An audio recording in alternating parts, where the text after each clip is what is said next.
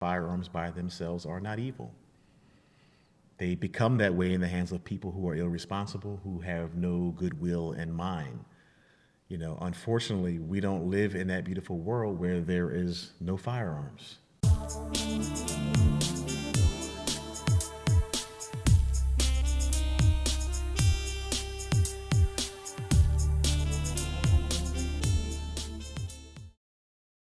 What's up? This is Atlas X, and this is a special edition of Urban Network and World News. My guests today are Jarel and Karise from That Gun Talk. Welcome to Urban Network and World News. How are you two doing today? Doing great, Atlas. Doing great. Thank you so much for having us. Great. Karise, how are you? Spectacular. Thank you for having us. Great. Let's get right to it. When it comes to people owning guns, and we think about what's happening just here in the United States, there's really a divide between, I guess you say, when it comes to freedom of speech or right to bear arms. There's certain cities in the United States where open carry versus and are more lenient than other states. New Jersey is a state that's pretty tough when it comes to the gun laws. Now, let me ask both of you this, because on one hand, you have people, I'm using abortion as an example. Hey, you have people who are for abortion and people who are against abortion. You often hear, well, guns don't kill people. It's people that, are the ones that are killing. But you could argue, and to me, it's almost like, well, if there were no guns, if you just had no guns, then if people were going to challenge people, it would have to be hand-to-hand combat. And then so to me, quite frankly, there's still going to be altercations that take place. But there's going to be less of that, in my opinion, just because, you may say, I don't know if I want to take on that 250-pound person or this, other person. They look like they're a martial artist, whatever it may be. You know what I mean? The fact is, if you had to rely on hand-to-hand combat, well, we have this same issue now. Then you can say, well, why is it so many people, these out-of-control shootings at Walmarts and other locations that take place? We don't know if the person has some type of psychological issue. But the bottom line is that if they have this AR or they have this other gun that can shoot multiple rounds, all right, once again, they're taking innocent lives and they have this problem.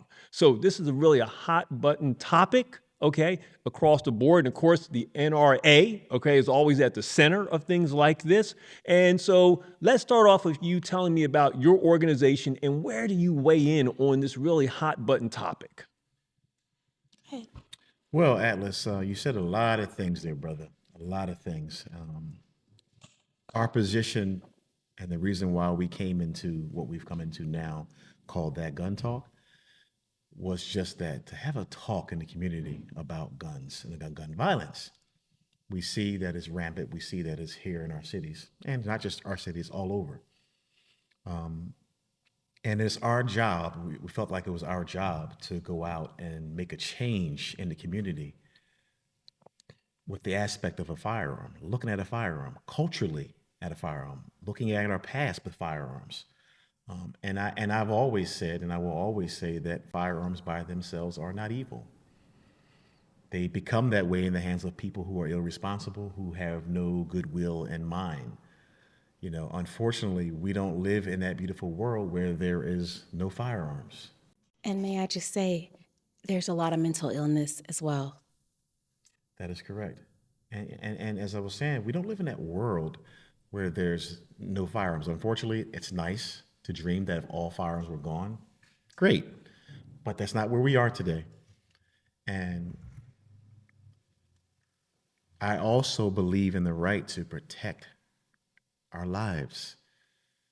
It's our human right to be able to have self-preservation, to protect our lives. And, people get hung up on guns and what, people being killed, but that's not what guns are always used for.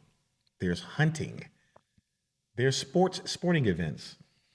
So firearms in the hands of a person who has ill intent will always be our main issue. But the thing we have to be careful of is that we have law-abiding citizens, such as ourselves, whether you carry or not, you do follow the law, and we try to obey the law. And we just don't want to be penalized by something that the person who has the bad intention to do and the person who's doing the right things get penalized for. I have no propensity in myself, neither does Karise, neither does yourself, do yourself have any propensity in you to want to go out and kill someone? I don't feel that way. And when it comes to training our people, I'm trying to change the mindset. First of all, to take away the fear of the firearm. This has been done to us culturally over the years. You know, you look at slavery and things of that nature. The fear has to go away. And we have to once again understand that we only use firearms as a last resort.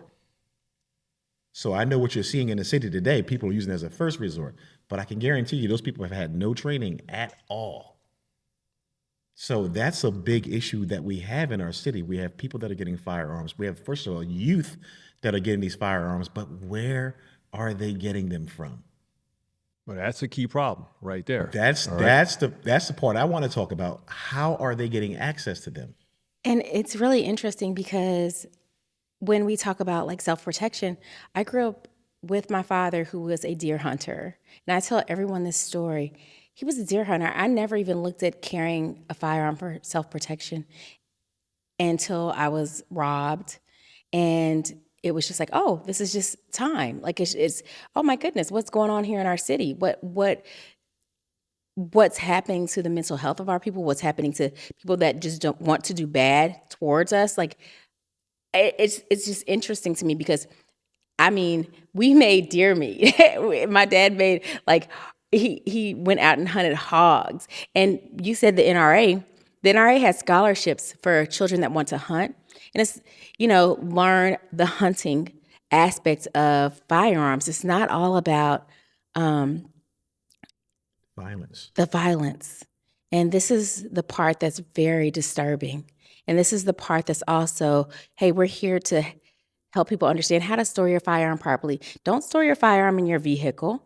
And if you do it, if you have to go in a place that doesn't require, you cannot carry your firearms. Your firearm should never be in your vehicle, because that was one of the top reasons how a lot of the youth were actually getting firearms, breaking into cars. Great. So with that being said, you said one key thing is we say, well, what about the individuals who have a mental illness? That's one thing, sometimes you can't always identify that. But when it comes to, Jarel, you talk about where are they getting the guns. So there is a gun show in town this week. So you've got gun shows that travel around the United States to cities where they can go, all right, and they can sell guns right there on the spot. And you also have your firearm dealers in your city. So what is your thought about that? Let's talk about, because there seems to be a little gray hole, a loophole when it comes to when you go to these gun shows. So what is your thought about that, Jarel? Because when you talk about, besides the person getting a gun off the street, but you can go to these gun shows. Do you think there should be tighter regulations at the gun shows? And should there be any tighter regulations maybe for the gun dealer? But let's start at the gun shows. Well, wherever you purchase your firearm from, there is a process that you have to go through, even at a gun show. Your information, your background is still going to be run and still going to be checked at a gun show. It's not like you can just go into a gun show and get a gun without doing paperwork. You will still have to do that paperwork. Keep in mind, criminals don't do paperwork. The law-abiding citizens, we do the paperwork. So, you just can't, like I say, you just can't walk into a gun show and purchase a gun. You still have to go through the correct procedures. Still have to run it through the FBI system to make sure that you check out as a decent individual. How some people fall through, I have no clue on that. But I think that's something that the FBI need to clean up, since they have that system in place.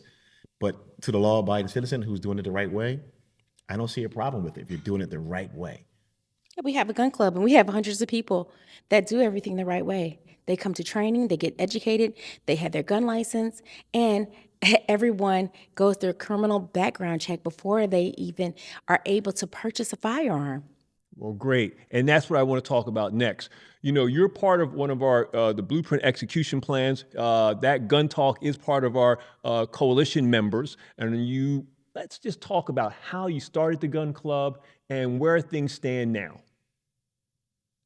Karise, take it away. Okay, we actually started the gun club in 2020. Jarel had a love for firearms, and I had a love for marketing and branding and business. And it actually started because what happened to me, I needed a firearm. He trained me a little bit, but I really didn't understand or know how to carry a firearm. So I know I needed education. For Father's Day, I actually gave him a gift to become an instructor because it was really great because anyone that graced our presence, he talked to about their Second Amendment right. He talked to saying, hey, you need to be able to protect yourself, protect your families, protect your home. So we were like, I was like, okay, let's go out here. He got training and educated, and that's how we initially started. And then we became a part of an organization called the National African American Gun Association. And before that, he was training and educating people. We were doing it at our home because we knew that people needed training and education. I, again, came from a background with firearms, but I never knew the laws, the rules, the regulations, or anything like that. And he came from a home where his family had firearms as well, but he never really knew the rules, regulations. So we knew about firearms. We knew that, hey, this is something that's missing, the education part of everything. And without that, how do we move forward? You know, it's so important. Atlas, that's why I was saying, when we were talking earlier, it's better to educate instead of isolate. And I find a lot what we do with our children in our communities is we isolate them from what firearms are, the responsibilities, the great responsibilities of those things, and we don't educate them. So we just hide those things, and the children are prone to find stuff. They will find it, and then when they find it, they do something detrimental to themselves or other people because the education piece is not there. So by all means necessary, we have to educate and not isolate our children to firearms. We have to let them know what they are, understand the great responsibility, and understand that this could possibly take someone's life if it is used the wrong way. Well, Jarel, that is key. All right. Once again, education. There's no doubt about it. I mean, really, when you think about it, education is just a key to so many things. All right. That's just number one. All right. The more you know about something or familiar with something, almost like if you're training to be a musician, Yes. all right, maybe you're an athlete, or even if you want to be the best accountant, there is some practice or some training that will go into it. If you want to be a gymnast, and obviously if you're wanting to learn how to shoot a gun or learn about a gun, you need to know about that firearm. So with that being said, this is why we're partnering right now, as far as under the Blueprint Execution Plan. And I know you also, in addition to teaching people how to shoot a gun, you also do a class on home safety, all right? Absolutely. So let's talk about that, Jarel and Karise, when it comes to the home safety, because when you think about what we need safe corridors in every city, but specifically in Philadelphia, and we know a lot's going on in different hot spots. So when we try to get these safe corridors,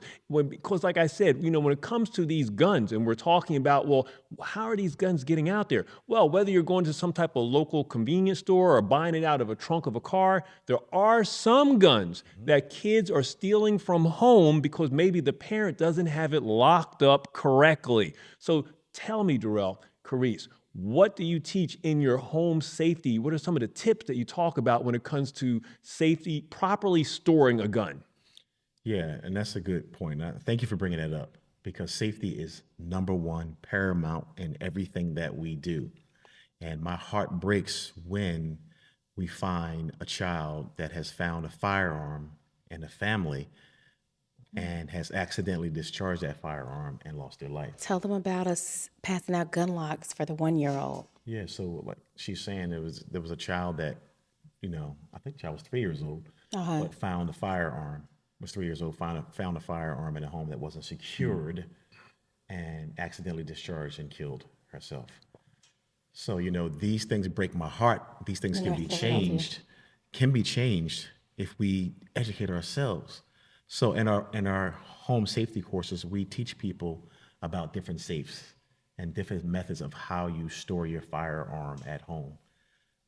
You want to protect. You're storing your firearm from those who are not allowed to have access to that, which are children, and maybe those that are in your home that may be a felon who can't touch a firearm. So you have to store them properly and in the right places.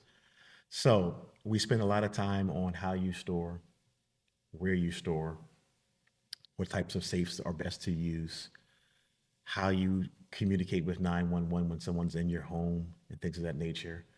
You know, people think, well, somebody's in my home. I'm just going to go look for the person. Well, no, because you don't know how many people may be in your home.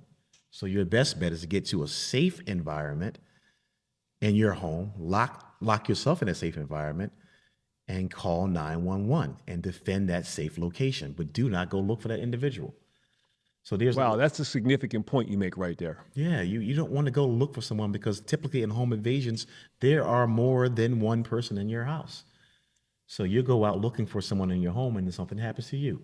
So you need to get yourself and develop a family plan to execute in situations like this. We don't plan to fail, we fail to plan.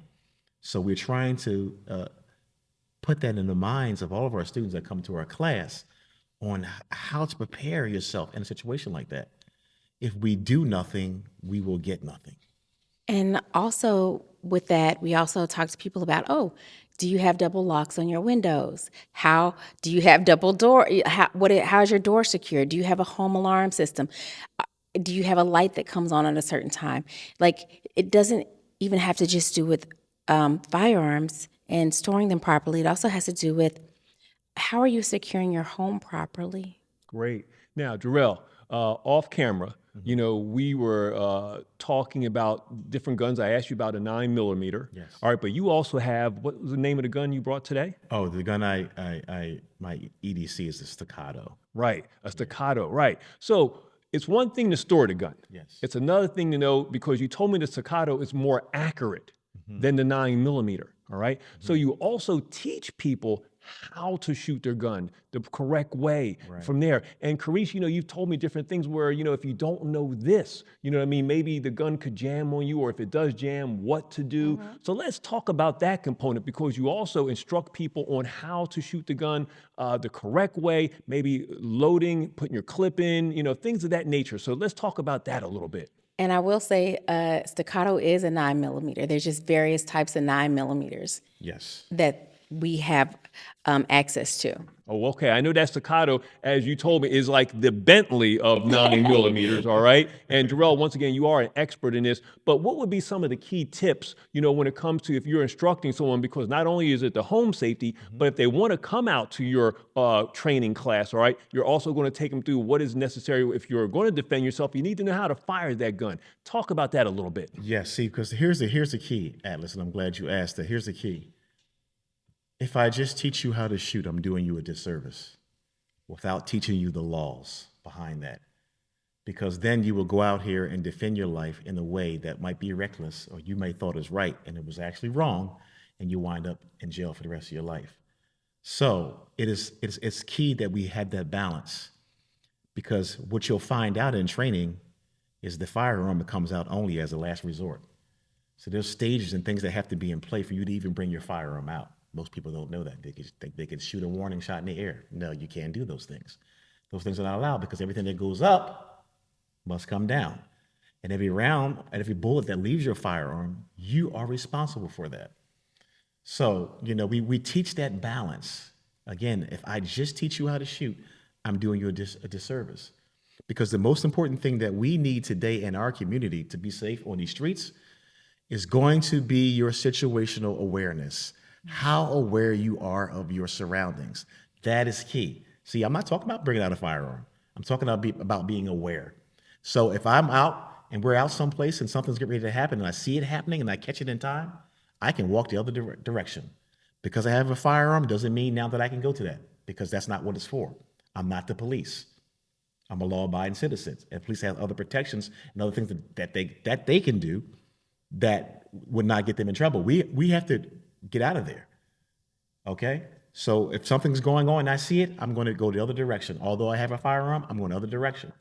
My duty is not to rush in. So I teach people those things. And then, Atlas, you see the light come on. And they realize, like, wow, this really is important to have training. You see women coming for the first time ever who were afraid of firearms, coming out feeling more confident now because of the educational piece that they're receiving in class. And some of them are crying when they have to some of them actually cry because they're actually feeling like, oh my God, I have to defend myself in this manner. But once they realize, hey, it's really about situational awareness. It's really about avoiding at every cost. It's been a phenomenal experience to watch people take pride and ownership and understanding the educational aspect of everything, because it's not about hurting anyone. It's about being responsible. Well, Karise, you mentioned the whole reason why that gun talk got started was you were actually robbed yourself, okay? And I know that, as you two have been working together, more women have been joining. Oh, So goodness. what percent of, you would say, the people that you're training, whether it's family, men or women, are women now who are on board, to learn how to properly shoot a gun and store a gun? Where are we at? What type of percent are we looking at? I'm going to say 70%. Your thoughts? Women are coming out because, again, they want to protect themselves. They want to protect them families. And they really, what's the most beautiful thing about it is they know that they need to be educated, and they're willing to take the education and apply it. Great. Now, let's talk about this, okay, as we get near the end of this particular interview. Karise, recently, I want to say, I think within the last 6 months of last year, I was at Harrisburg. I mean, I know you've done a lot. You were up in your state capitol. And what were you doing at the state capitol as far as when you and Jarel were giving that public address? Who were you representing? We were representing Black people and wanting them to understand their Second Amendment right. And we also wanted people to know not to be afraid and to just understand that owning a firearm doesn't mean hurting a person. Owning a firearm is as a responsible gun owner, there's a lot of responsibility behind it. And we have to take full advantage of our American rights. We're citizens. Great. Jarel, you and Karise have been featured in different magazines and also been interviewed on the news. So what type of partnerships, if any, do you have right now as a Black gun club? So that's key right there, the partnerships. And we're trying to work on partnerships now. It's a difficult space to operate in. It's really a difficult space, and most people wouldn't understand it, or maybe they would, but it's a very difficult space right now, and we have to move very carefully in our city. Because when we mention guns, then things can change. So we're trying, it's just our passion, man, to be able to teach people safety and have them understand their Second Amendment rights. Because what I don't want to happen is for our rights to get taken away from us when we have done nothing wrong. And that's my biggest fear, that we would not be able to protect our homes or our families if those rights ever get taken away from us. So, we have a really, really, really tricky job here in trying to get partnerships. We do have some people that come aboard, especially certain gun ranges in our city, like the gun range down on Spring Garden. Yuri and his whole team, phenomenal people, supported us from day one, allowed us to come in and train. We are licensed and insured, so we can, we bear that responsibility if something happens while we're teaching. But they open the door for us. They allow us to train, other ranges as well, like Relic Hunter, like Mainline Armory, like GPS. They allowed us to come in and do some things on their facility, which was very important. Wow. Well, that's tremendous. I also have to give a shout out to Surplus Army too, because Surplus Army, they yes. literally, they're also a Black-owned gun store, and they allow us to come in and share with people different types of firearms and different ammunition. We really appreciate them because Absolutely. they've come in as a Shout out partner, to and Tommy. King Shooters has been really great to us too. Well, that's great. Well, one of the main things when you think about the Blueprint Execution Plan is awareness, prevention, and solution. And as we talk about partnering, I've partnered with the Hispanic Community Counseling Service, and one of our main things is promoting a safe corridor. Key word, a safe corridor in Kensington and around the city of Philadelphia. And that's why I wanted both of you on here today, because when we talk about guns, it's such a hot button topic. Yes, it is. All right. And we are going to have you coming out to our organization to teach home gun safety training. So I really recommend to anyone out there, if you want to learn about how to properly shoot a gun, but also really how to store that gun to keep it safe, you want to reach out to That Gun Talk. Jarel and Karise, I appreciate you being my guest today here on Urban Network and World Affairs. We look forward to working with you. I'm glad that you're one of our community partners. Once again, this is Atlas X with Urban Network and World Affairs.